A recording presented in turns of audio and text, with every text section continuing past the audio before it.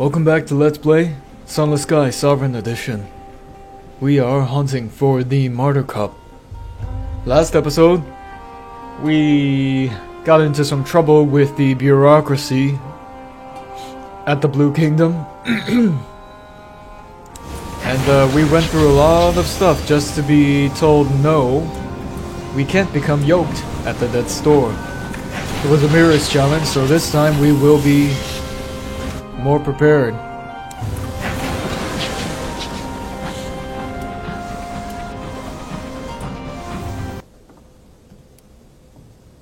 Oh man, that terror jump.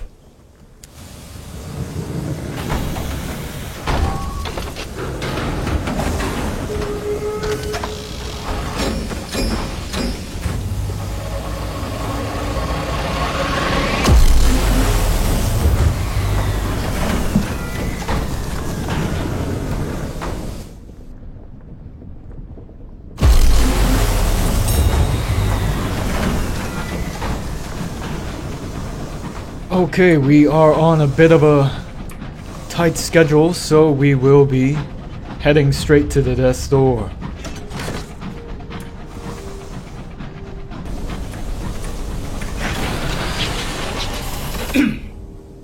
Oh no, okay, we've got more unsettled dreams. And we don't want to gain terror. Huh.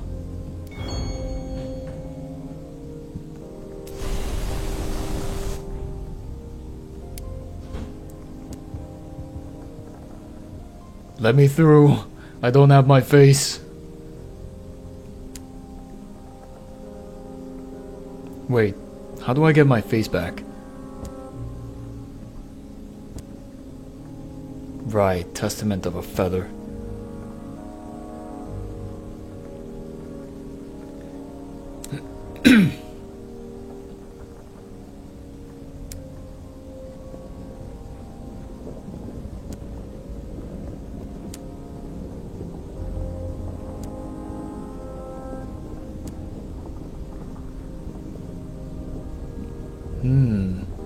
Okay. Mirrors.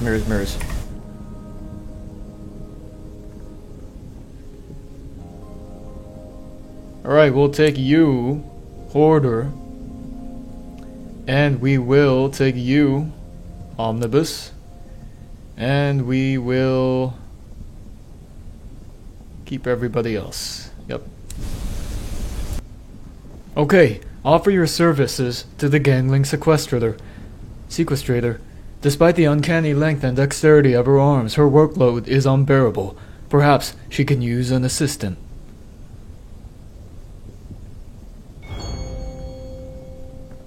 A fresh delivery. The sequestrator, looks you up and down, her porcelain mask giving nothing away. Then she shrugs, a hugely expressive gesture when your arms are 10 times as long as your body. Her voice issues from a gold vase beside her throne. The Hall of Stoics is awaiting the latest batch, and my more postum is nowhere to be seen. Here, an arm as long as a rainbow curves overhead and drops. Wait, an arm as long as a rainbow curves overhead and drops a heavy satchel in front of you. It clinks. Deliver this to the curator, she says. The Hall of Stoics can be found in the endless furrows above. You've been given a bag of faces. It clinks. Alright, so we're yoked right now. Should we help this bereaved spirit find her lost companion? Ooh. Yeah, sure. I know it's a dog. Oh god. No luck.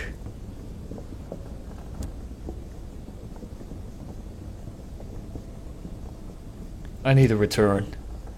This place is bad. Make your way to the Hall of Stoics. The curator there is awaiting a delivery of confiscated masks. This will change your status to yoked. The Hall of Stoics. The hall is a tower of ochre stone.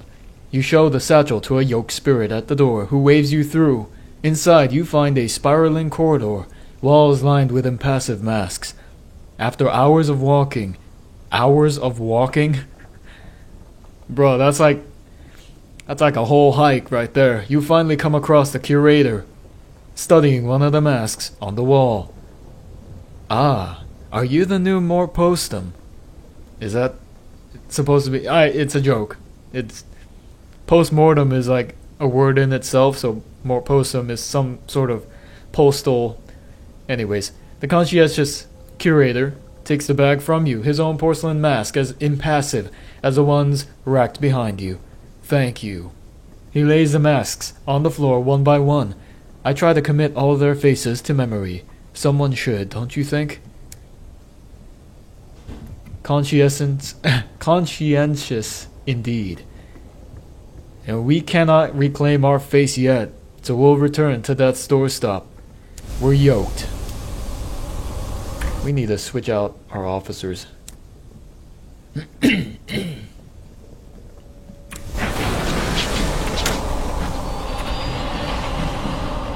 Looks like Yoked makes us enemies of the red Logoi, so we will have to book it here.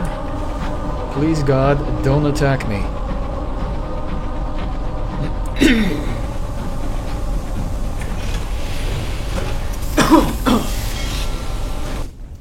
The shadow of the sun. This is it. Break into the Arbiter's vault. After wandering the gardens, you find a stone door set into the side of a grassy barrow. It is guarded by a pair of shades.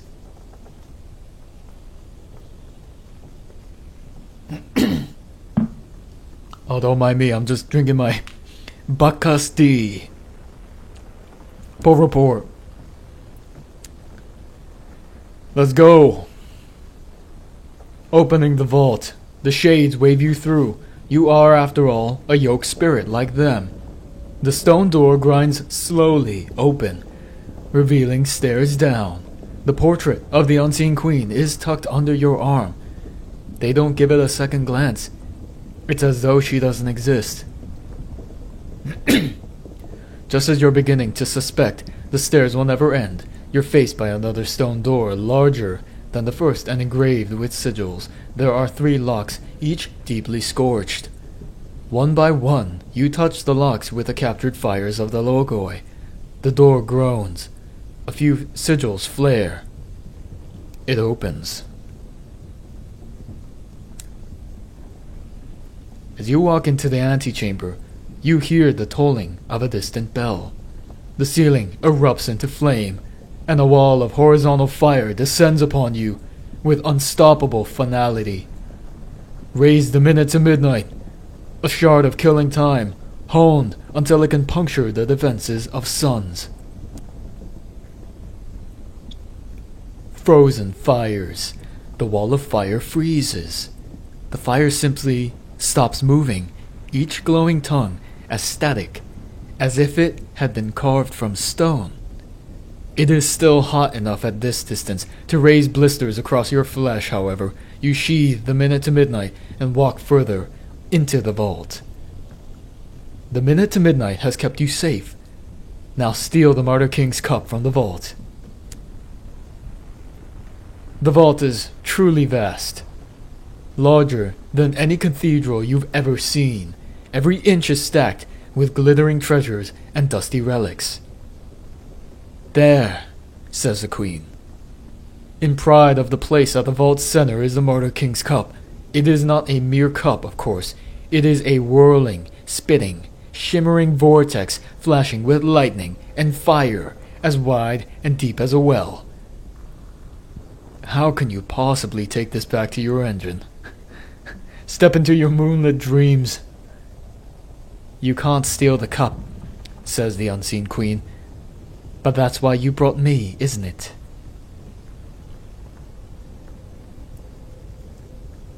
A knight ends their quest. The cup floats before you, suspended within a beam of moonlight. It is a simple stone goblet, far smaller and humbler than expected. The unseen queen places her hand on your shoulder. she whispers in your ear. You earned it. The cup seems to float between your fingers. You turn, kneel, and hand it reverently to your queen.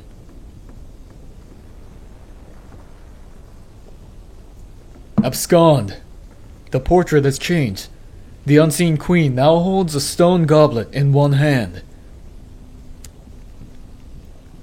The moonlight fades, and you find yourself back in the vault. The swirling pit at the vault's center has vanished, and when you examine the portrait of the unseen queen, you realize she is now holding a stone cup in her hands. Her face is mostly scratched out still, but you think you can perceive a smile. Before you can question her, a distant bell begins tolling rather urgently. Abscond. Symbols on the walls crackle and flare. Logoi tear themselves furiously from the correspondence and into life, crackling with newborn intensity.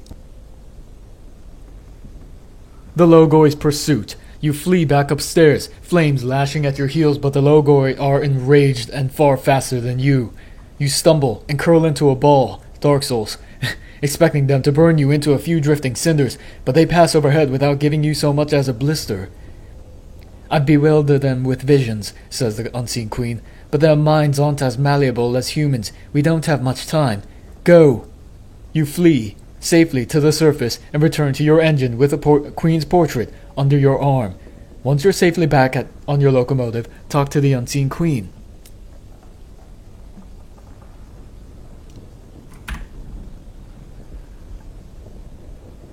Ask her about the cup.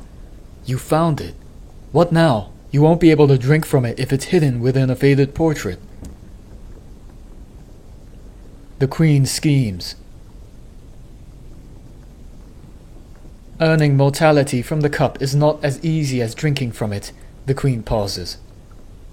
This cup holds the moment of my father's death, and the final gasps of a dying round after all.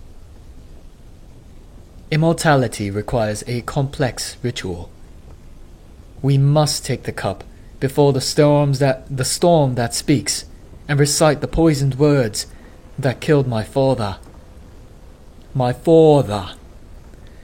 Those words were banished from all language, and there is a way I can recover them. With my moonlight, I can force a quester to relive my father's last moments. It kills them, of course. I don't suppose you'll volunteer, but perhaps you know someone who will. We can hunt down either the final champion in London, Izuri, or we can find the Dismal Chamberlain in Brabazon. Perhaps someone at Brabazon, where you last saw him, or the mausoleum, his old haunt, can tell you the Chamberlain's current whereabouts. Okay, well, I don't want to kill Izuri because he's my good knight friend, so let's kill the Dismal Chamberlain. To Brabazon.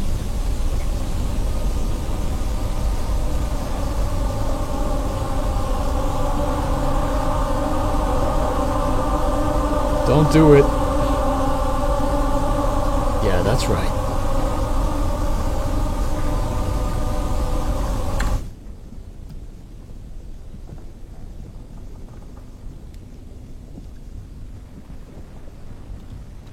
It would be cool if we can get a Testament of the Feather.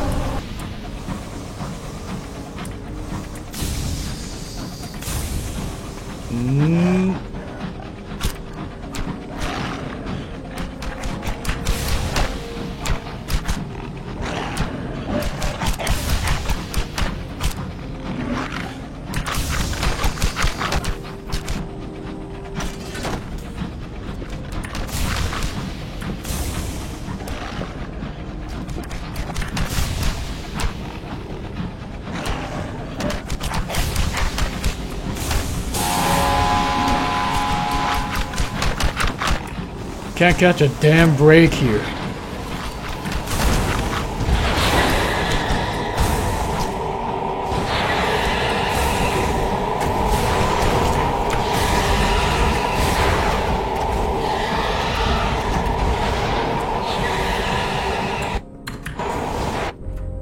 The nameless spirit must be paid. Sure.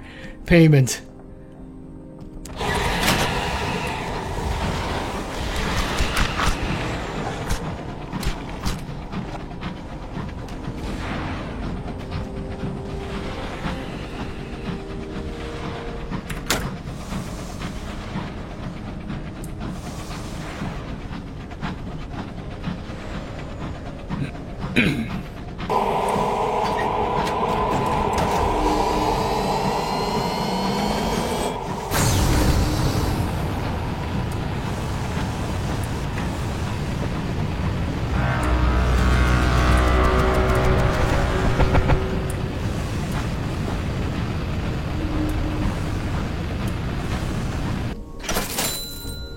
We will take, was it 2 casks of Nevertine gemstones? Or 2 souls? I think it was 2 casks. We're gonna try to go grab, Testament of the Feather. And, also a, get rid of our yoke status. Oh, fuck me.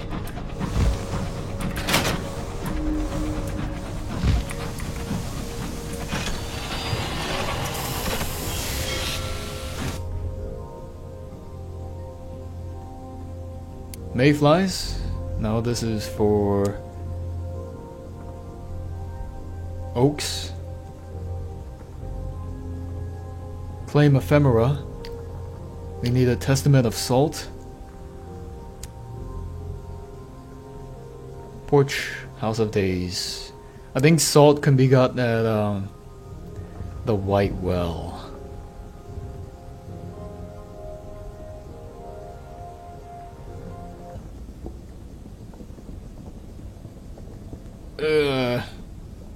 Veils. This is not looking good. Fine, we'll try once. Nice.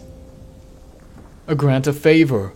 You tell a story that moves the attendant to tears. You invoke the influence of your benefactor. You embellish certain points and gloss over others. It is enough. I have a friend in another court. You will only need to bring a message from me, says the attendant, proud of his generosity. All the trouble of your case will land on someone else. The attendant inscribes the Testament of the Feather in clay and bakes it with the glare of his will. When you pick it up, it feels like a brick that has been left in the sun.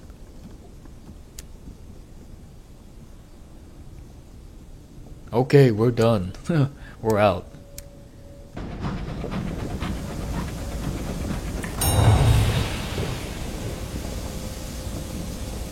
Okay, let's get out of here.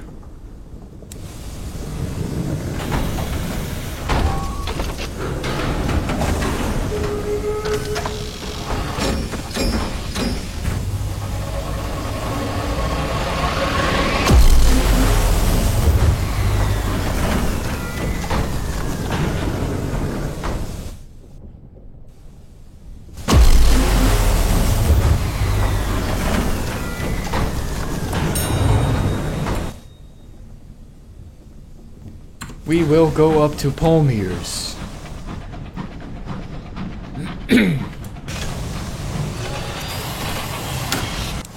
And away.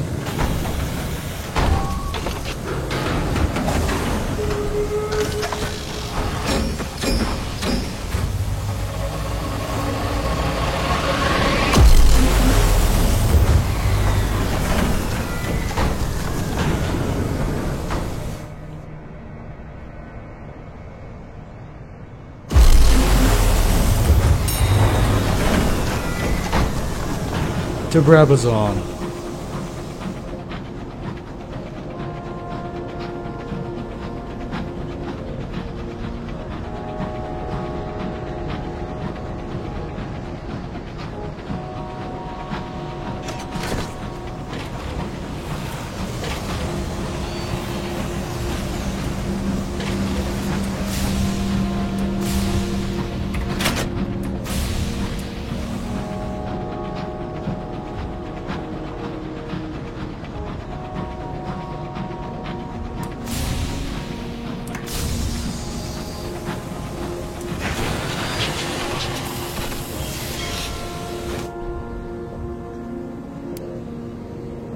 Ask after the Dismal Chamberlain.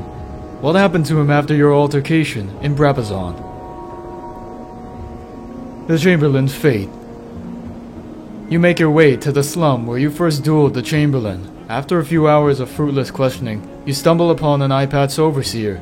You recognize him as a man the Chamberlain attacked while under the influence of moonlight. He ended up in solitary for what he did to me, says the overseer, adjusting his eye patch. But it turned into a bit of controversy. He had a lot of influence with royalty. Eventually they whisked him away to Carillon so he could repent. Well then, I guess we're going back through the Reach, the relay, to go to Carillon. Thank you very much.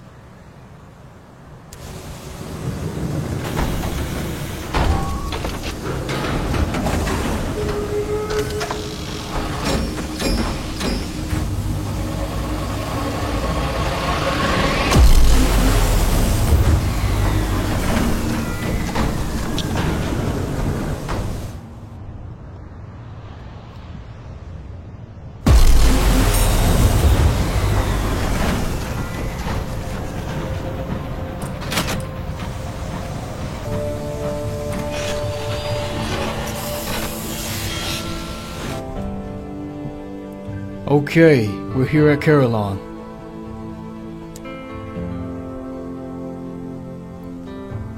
Where are you?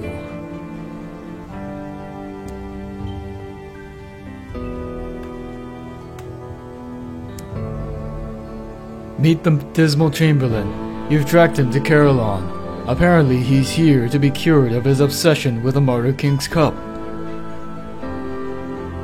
The Dismal Chamberlain. You find the Chamberlain staying alone in an austere room. He greets you like an old friend. When you explain the things you've done since he last saw you, he chokes back tears. I knew it. I knew I wasn't mad. Is he willing to accompany you to the end, even if it means death? Of course. He doesn't hesitate. He's already gathering his meager belongings. After the scandal, Her Renewed Majesty revoked my lifespan anyways. I'm due to die of old age by the end of the year.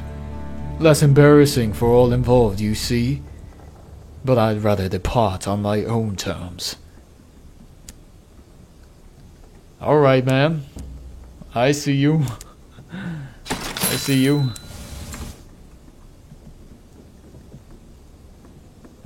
Alright. I'm gonna head back to New Winchester, get some gas, but next episode, it should be the end.